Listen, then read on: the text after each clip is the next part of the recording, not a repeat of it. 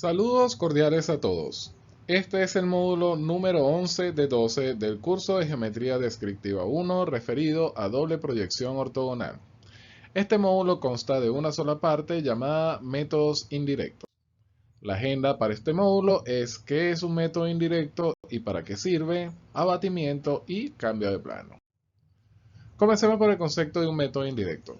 Los métodos indirectos son métodos o procedimientos aplicados a una figura determinada para llevarla de manera parcial o en su totalidad a una posición particular. Dentro de estos métodos se encuentra el abatimiento, el cambio de planos de proyección o cambio de plano y el giro. Vamos a comenzar con el primer método indirecto, que es abatimiento. Este es un método donde una figura geométrica gira alrededor de una bisagra, charnela o eje de abatimiento, colocándola en una posición particular, permitiendo que ésta se vea en verdadero tamaño. ¿Cuáles son los elementos del abatimiento como tal? Lo primero que tenemos es el eje de abatimiento, que es la intersección del plano que se va a abatir con el plano donde se piensa abatir. Generalmente la utilidad de este método es que permite ver un plano en verdadero tamaño. Entonces, si yo voy a batir, debería batir sobre este plano, el plano que está coloreado en verde, debería abatirse sobre un plano que sea paralelo a uno de los planos de proyección. Para el caso de la figura, estamos abatiendo sobre un plano que es paralelo al plano vertical de proyección. Por tanto, este eje de abatimiento debería ser la intersección entre el plano y el plano donde se piensa abatir. Para este caso es una frontal. Luego tenemos el radio de abatimiento, que es la distancia que hay del punto a mi rayo de abatimiento. Esa distancia tiene que coincidir con la distancia que hay del punto a mi punto abatido. En este gráfico como tal, el gráfico que está, o el dibujo o la figura que está del lado izquierdo, viene representado por la distancia que hay de P al punto M. Ese punto M es un punto muerto, es un punto que tiene radio de abatimiento igual a 0. Luego tenemos el rayo de abatimiento. Ese rayo es el que une el punto en el espacio con el punto en el plano abatido. En este caso viene dado por la recta que une P con P supraíndice A, que así se denotan los puntos que están abatidos. La particularidad que tiene este rayo de abatimiento que conserva siempre un mismo ángulo tanto con el plano en el espacio como en el plano abatido. Y me forman unos triángulos semejantes que viene dado por la distancia que hay del punto al espacio, igual que la distancia que hay del punto a mi radio de abatimiento, tanto en el plano abatido como en el plano en el espacio. Ahora, ¿cómo hacemos esto en doble proyección ortogonal? Vamos a hacer el siguiente ejercicio. Vamos a suponer que tenemos un plano pi definido por 3 puntos. Tenemos un punto A del cual solamente conocemos la proyección horizontal. Y nos piden construir un rombo ABCD sabiendo que AC es paralela a la recta 2, 3 y mide 30 unidades. Y el punto y la diagonal BD mide 60 unidades. En la parte derecha, en la parte inferior derecha, se encuentran más o menos cuánto equivalen las 10 unidades. En primer lugar, lo que hacemos es pertenecer el punto A al plano. Simple, trazo uno horizontal con A horizontal, ese me corta la recta 2, 3 en 4 horizontal, busco la proyección vertical de ese punto 4, lo uno con 1 y sobre la línea de referencia debería estar mi punto A. Ahora, si vamos a empezar a realizar el abatimiento, lo primero que tenemos que conseguir es el eje de abatimiento. En este caso, dándole continuidad a lo que estábamos explicando en la lámina anterior, vamos a suponer que nuestro eje de abatimiento es una recta frontal. Esta recta pasa por los puntos 3 y por el punto 5 que corta la recta 1, 2. Ya tengo definido mi eje de abatimiento como tal.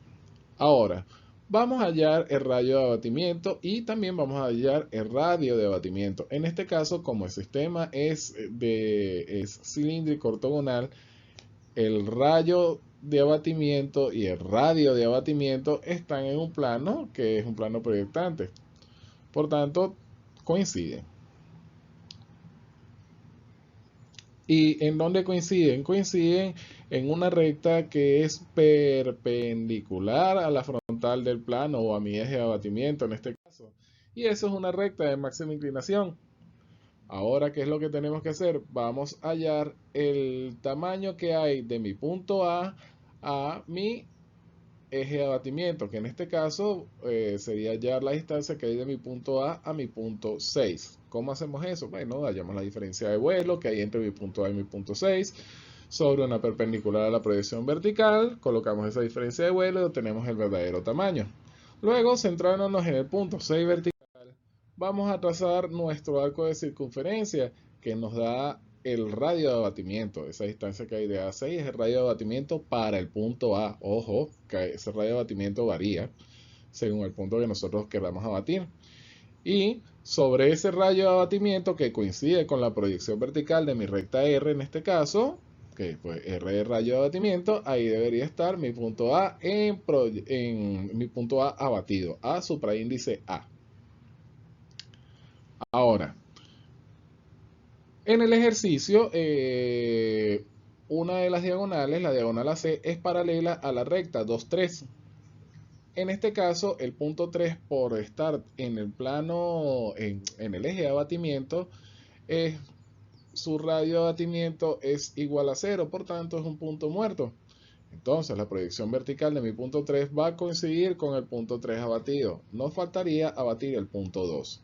Fíjense una de las cosas, hay que estar pendiente del sentido del abatimiento.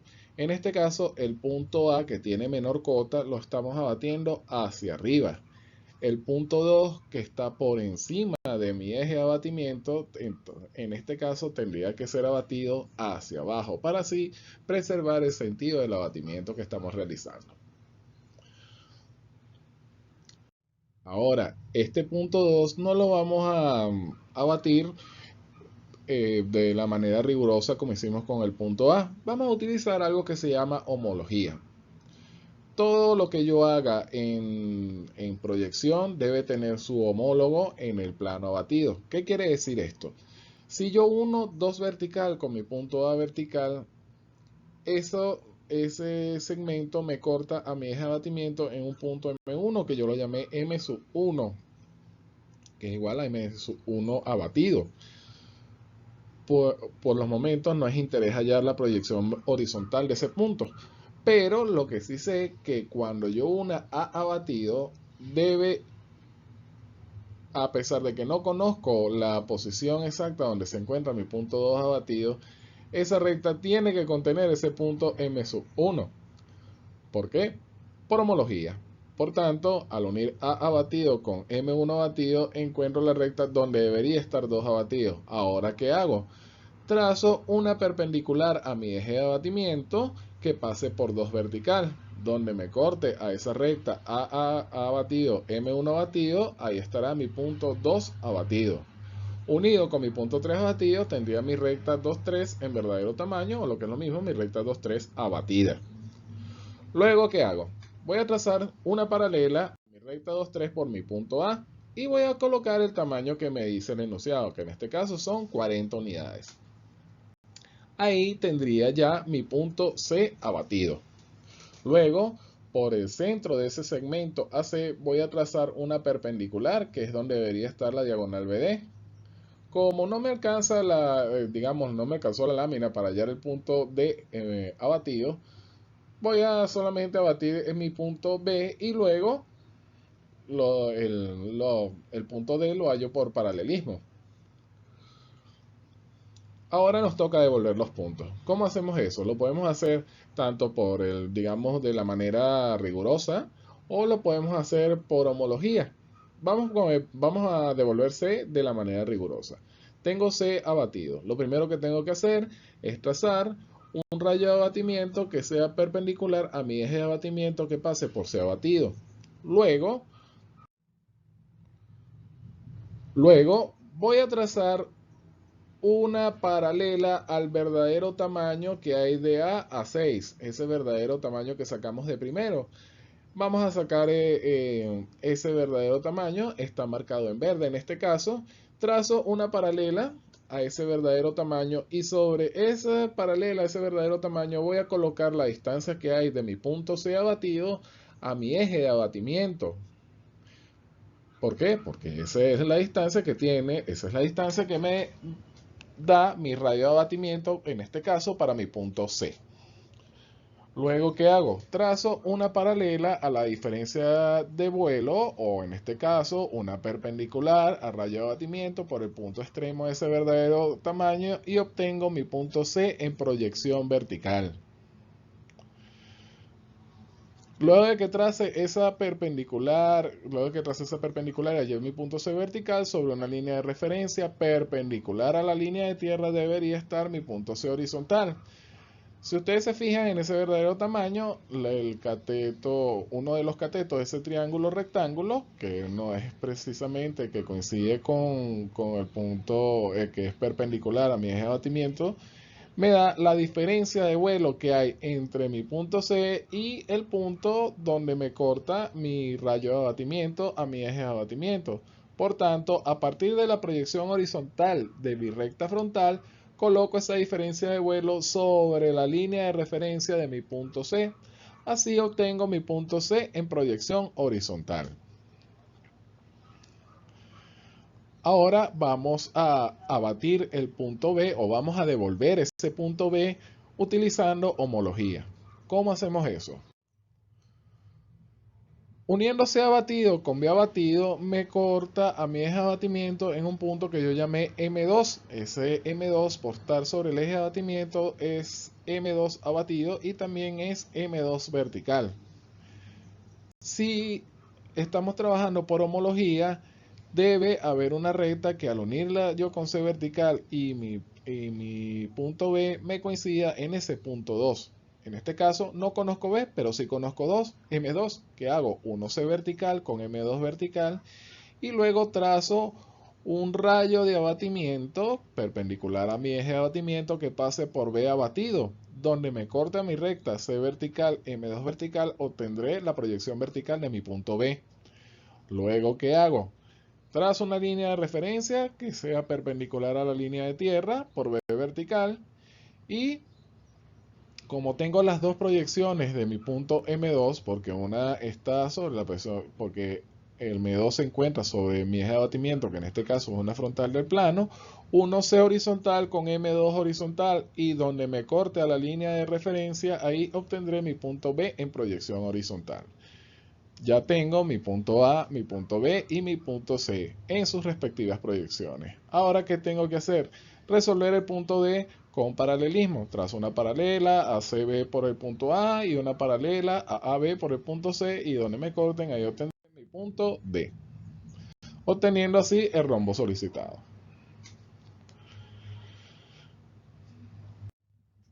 Vamos en este caso con el método de cambio de plano. El cambio de plano, en este método, la figura geométrica se conserva en su posición, pero se giran los planos de proyección de modo tal que la figura quede en una posición particular. ¿Cómo hacemos eso? Fíjense, tenemos un plano que está en verde a su extrema izquierda y vamos a suponer que agarramos y movemos el plano horizontal de proyección. ¿Cómo movemos ese plano horizontal? Vamos a suponer que utilizamos el eje Z y lo vamos rotando en sentido antihorario, tal como aparece en el dibujo. ¿Lo rotamos hasta cuándo? Hasta que la traza horizontal de ese plano me quede perpendicular a la línea de tierra o me quede perpendicular a mi eje X.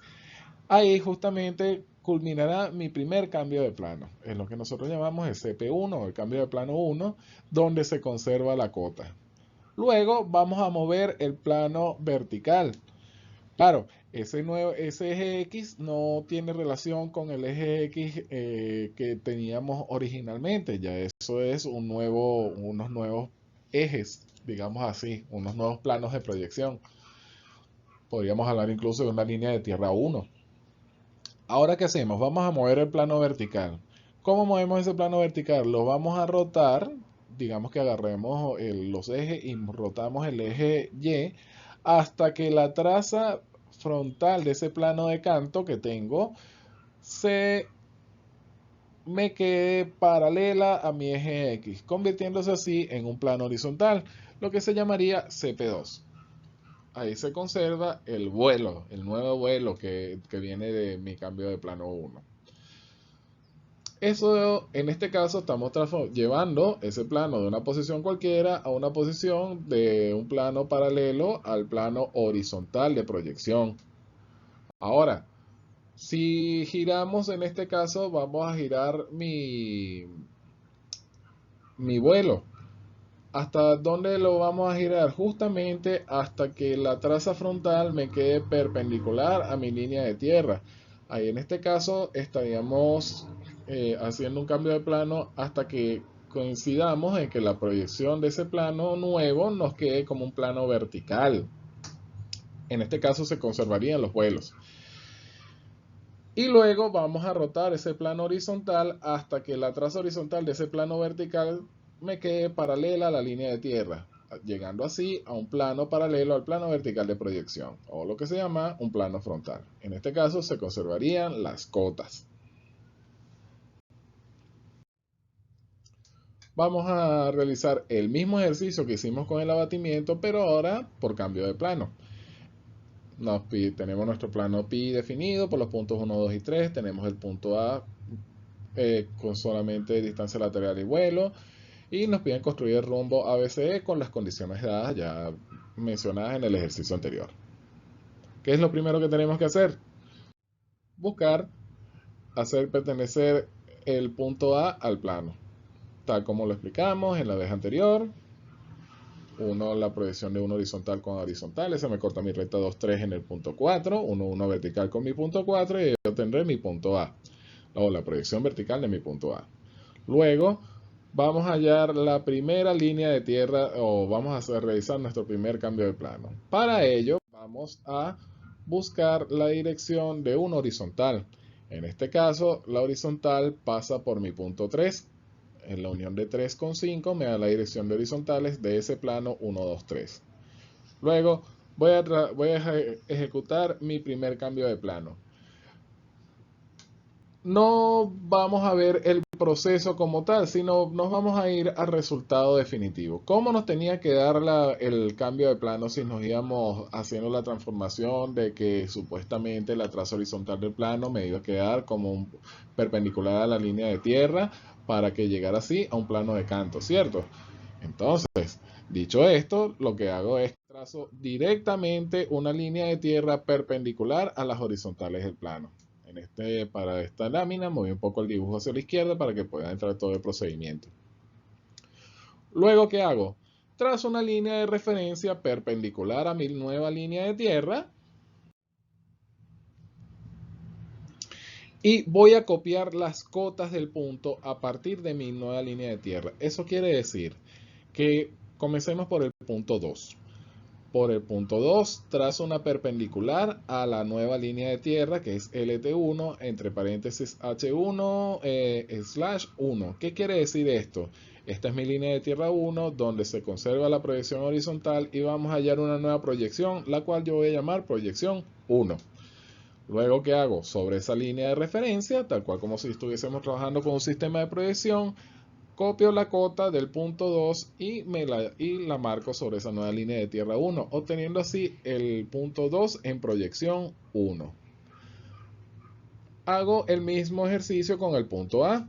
Trazo una línea de referencia perpendicular a la línea de tierra 1 y sobre esa línea de referencia voy a copiar la cota de mi punto A, obteniendo así mi punto A1. Ese ejercicio también lo voy a hacer con mi punto 3.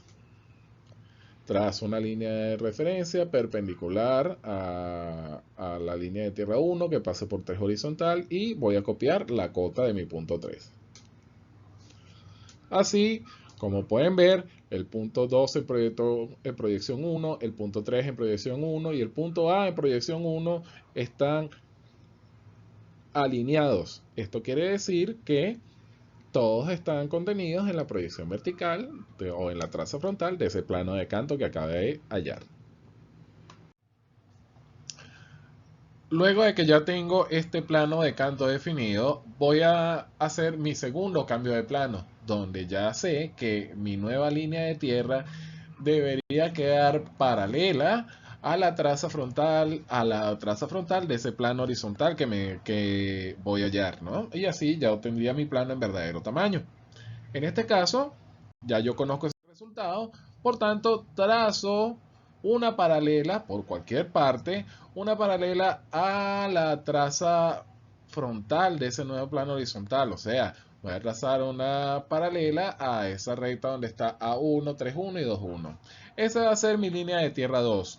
Entre paréntesis aparece 1/2. ¿Qué quiere decir esto? Que en este caso se va a conservar las proyecciones 1 de cada uno de los puntos y voy a hallar una nueva proyección que se va a llamar la proyección 2. ¿Cómo hallamos esa proyección 2? Lo que hacemos es lo siguiente, comenzando por el punto 2. Por el punto 2 en proyección 1 voy a trazar una línea de referencia que sea perpendicular a la línea de tierra 2.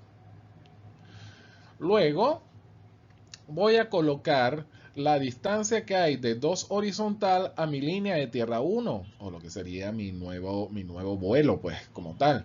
Copio la distancia que hay de 2 horizontal a esa línea de tierra 1 a partir de la línea de tierra 2, y eso sería mi punto 2 en proyección 2. Lo mismo voy a realizar con mi punto A, que en este caso voy a colocar la distancia que hay de mi punto A horizontal a mi línea de tierra 1, me llevo esa distancia y la marco a partir de la línea de tierra 2, obteniendo A en proyección 2. Y para el punto 3 en proyección 2, lo que hago es que trazo una línea de referencia perpendicular a la línea de tierra 2 y donde me corte, ahí tendré mi punto 3,2, porque como ustedes pueden ver, la proyección horizontal del punto 3 está contenida sobre la línea de tierra 1, por tanto su vuelo es 0. Uniendo 3,2 con 2,2, tengo la dirección de mi recta en verdadero tamaño. Y luego lo que tengo que hacer es trazar una paralela a mi segmento por el punto A para así definir mi diagonal AC. Luego, perpendicular por el punto medio de AC, trazo y que mida 30 unidades, trazo la diagonal BD. Tal como hicimos en el ejercicio anterior, no voy a hallar el punto D porque primero no cabe en la lámina y segundo no hace falta. El otro punto lo podemos hallar utilizando paralelismo. Ahora nos toca devolver todos los puntos. ¿Cómo hacemos esto? Bueno, vamos a explicarlo con el punto B2. O vamos a explicarlo con el punto B, mejor dicho. Trazo una línea de referencia perpendicular a la línea de tierra 2 por el punto B2. Justamente donde me corte esa línea de referencia a la línea donde está 2 en proyección 1, A en proyección 1, 3 en proyección 1, porque acuérdense que esa es la traza frontal de ese plano horizontal, ahí debería estar mi punto B1. Luego, perpendicular a mi línea de tierra 1, por B1 trazo una línea de referencia. Sobre esa línea de referencia debería estar B horizontal, pero ¿qué distancia tomo? Voy a tomar la distancia que hay de B2 a la línea de tierra 2 y marco esa misma distancia a partir de mi línea de tierra 1. Así obtengo la proyección horizontal de mi punto B.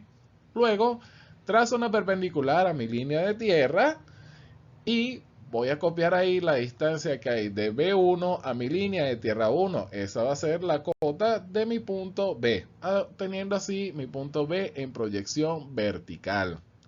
Toda esta ruta que acabo de decir es la que está señalada en amarillo. Voy a hacer lo mismo con mi punto A y con mi punto C.